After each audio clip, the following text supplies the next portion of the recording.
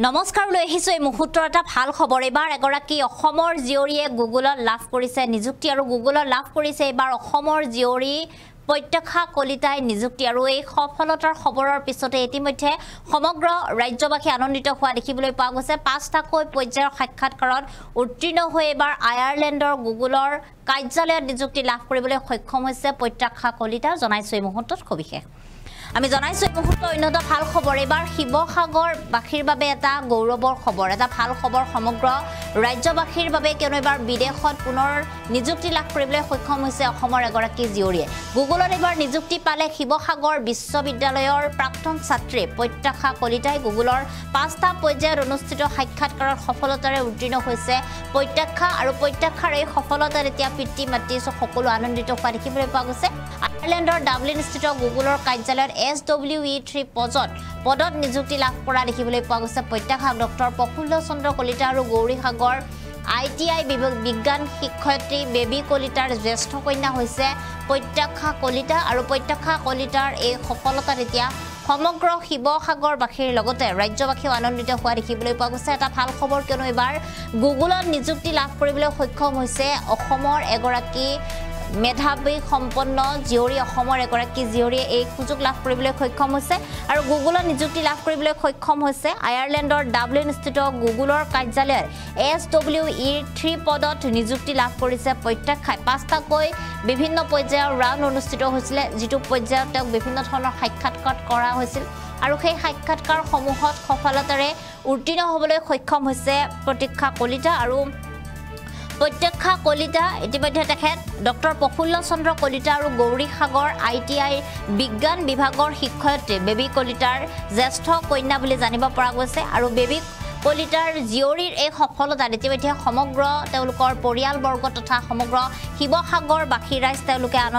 আনন্দিত হোৱা দেখিবলৈ পোৱা গৈছে আৰু এটা ভাল খবৰ কিয়নো অসমৰ জিয়ৰীয়ে গৈ এবাৰ আয়াৰলেণ্ডত স্থিত গুগলৰ কাৰ্যালয়ত তেখেতে নিজকে প্ৰতিষ্ঠা কৰিবলৈ সক্ষম হৈছে নিযুক্তি লাভ কৰিবলৈ সক্ষম হৈছে আৰু এই মুহূৰ্তত তেখেতৰ পিতৃ মাতৃৰ কিছু মন্তব্য আছে সেই মন্তব্য আমি আপোনালোকক শুনাইছো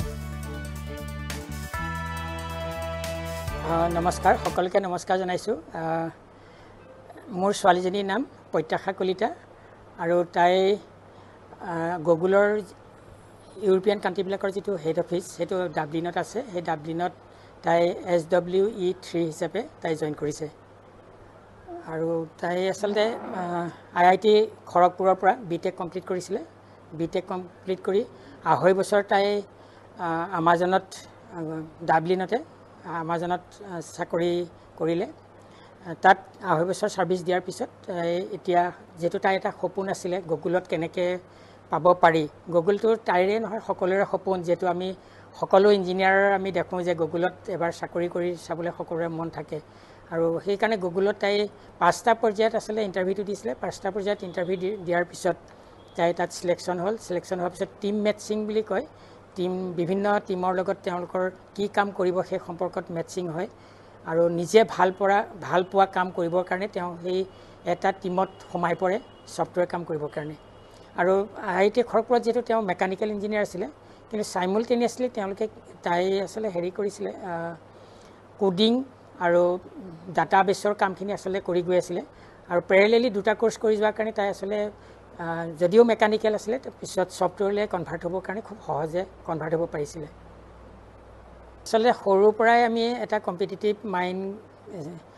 গঢ়িবৰ কাৰণে তেওঁলোকৰ মাজত এটা কম্পিটিটিভ মাইন্ড এটা আনিবৰ কাৰণে দুইজনী ছোৱালীক আমি যত্ন কৰিছিলোঁ আৰু কম্পিটিটিভ এক্সাম বিলাকত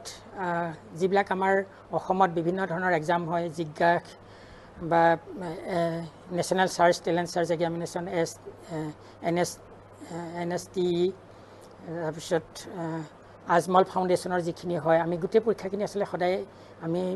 দিবলৈ আমি লৈ যাওঁ আৰু দিয়ে আৰু সেইমতেখিনি তেওঁলোকে ভাল পাৰফৰ্মেন্স প্ৰতিবাৰতে দেখাইছে অসমৰ ভিতৰত কেইবাবাৰো ফাৰ্ষ্ট হৈছে আৰু তাৰ পিছত হলি নেম স্কুলৰ পৰা তাই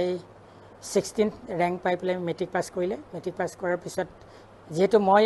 শিৱসাগৰ কলেজৰ সেই সময়ৰ শিৱসাগৰ কলেজৰ প্ৰিন্সিপাল আছিলোঁ গতিকে মই মোৰ কলেজতে মই আসলে এডমিশন দিয়ালো কটনত তাই পাইছিলে কটনত মই নপঠিয়ালো মোৰ কলেজতে পঢ়ি অন্তত মোৰ কলেজখনৰ নাম উজ্জ্বল কৰিব লাগিব আৰু যিখিনি সুবিধা পাৰোঁ মই দিম তেনেকৈ আমাৰ মই ক'ব লাগিব আজি প্ৰসংগক্ৰমে ফিৰোজা বাইদেউৰ ছোৱালীজনী তাইও আছিলে দুইজনীয়ে খুব ফ্ৰেণ্ড আছিলে দুইজনীয়ে ষ্টেণ্ড কৰিছিলে আৰু দুইজনীকে আমাৰ কলেজত এডমিশ্যন দিলোঁ খুব ভাল ৰিজাল্ট দুইজনীয়ে কৰিলে কৰি পেলাই তাই আমাৰ ছোৱালীজনী IIT পঢ়িবৰ কাৰণে JEE মেইনছ ক্লিয়াৰ কৰাৰ পিছত JEE এডভান্সো ক্লিয়াৰ কৰিলে ক্লিয়াৰ কৰাৰ পিছত IIT খড়গপুৰত এডমিশ্যন ল'লে তাৰ আগতে যেহেতু আমাৰ CEE পৰীক্ষা যিটো হয় অসমৰ কাৰণে ইঞ্জিনিয়াৰিঙৰ পৰীক্ষা সেই পৰীক্ষাটো তাই 6th ৰেংক পাইছিলে আৰু মেডিকেল তাই ক্লিয়াৰ কৰিছিলে মই মেডিকেল পঢ়াবলৈ মোৰ খুব মন আছিল কিন্তু কথাটো হ'ল তাই কৈছে যে পাপা মই যেহেতু মেডিকেলতকৈ মই ইঞ্জিনিয়াৰিংটো প্ৰিফাৰ কৰিম যেহেতু মই মেথমেটিক্সটো মই খুব ভাল পাওঁ আৰু যেহেতু মেথমেটিক্স অলিম্পিয়াডত তাই কেইবাবাৰো ফাৰ্ষ্ট হৈছে অল আছাম ফাৰ্ষ্ট হৈছে নৰ্থ ইষ্টৰ ভিতৰতো তাই ফাৰ্ষ্ট হৈছে আৰু সেইটো কাৰণে মেথমেটিক্সটো তাই এইবলৈ মন নকৰিলে আৰু সেইমতে তাই ভাল পোৱা ছাবজেক্টটোকে তাই পঢ়িবলৈ দিয়ে ইঞ্জিনিয়াৰিঙত পঢ়িবলৈ দিয়ে আচলতে আজি গুগলত এটা সপোনৰ জব ল'বৰ কাৰণে তাই সমৰ্থ হৈছে